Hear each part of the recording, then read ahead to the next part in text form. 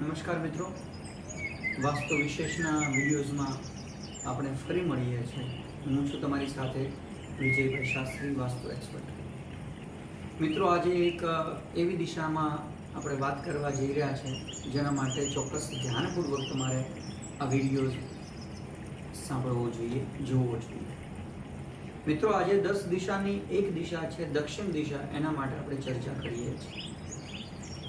દક્ષિણ દિશાના માલિક યમ છે. આ દિશાને મંગલ માનવામાં આવતી નથી. જેટલી આપણે ત્યાં ઉત્તર દિશાને મંગલ માનવામાં આવે છે, એનાથી ઓપોઝિટ એટલી જ આ દિશાને અમંગલ બતાવવામાં આવે છે. કોશિશ કરવી જોઈએ, અથવા તો દક્ષિણ દિશાનું ઘર જે છે એનો ત્યાગ કરવો જોઈએ. મિત્રો, દક્ષિણ દિશાથી અમંગલ, ભય, મોટા રોગો, વ્યાધિ, મોટી ચિંતાઓ, આ બધી વસ્તુ એનું કારણ દક્ષિણ દિશાને માનવામાં આવે છે. એટલે રહેવા માટે સદૈવ દક્ષિણ મુખી જે ઘર હોય એનો ત્યાગ કરવો જોઈએ.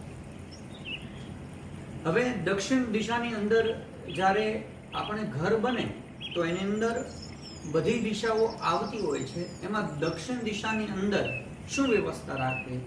તો દક્ષિણ દિશાની જે દિવાલ છે, વોલ, એના ઉપર આપણે 7 ઘોડાની તસવીર આપણે લગાવી શકીએ. મિત્રો, આપણો જે બેડ છે જેના પર આપણે શયન કરીએ છીએ રાત્રિએ, એ બેડમાં સૂતા સમયે આપણું મુખ જે છે એ દક્ષિણ તરફ, એટલે કે આપણું સર જે છે, આપણું માથું જે છે એ દક્ષિણ તરફ રહેવું જોઈએ. મિત્રો, દક્ષિણમાં તિજોરીની પણ વ્યવસ્થા કરવાની છે. તિજોરીની દક્ષિણમાં મૂકવાની વ્યવસ્થા કરવાની છે. એનો દરવાજો છે એ ખુલતા સમયે ઉત્તરમાં જવો જોઈએ. એટલે ઉત્તરમાં દરવાજો ખોલવા માટે તમારે એને મૂકવી દક્ષિણમાં પડશે.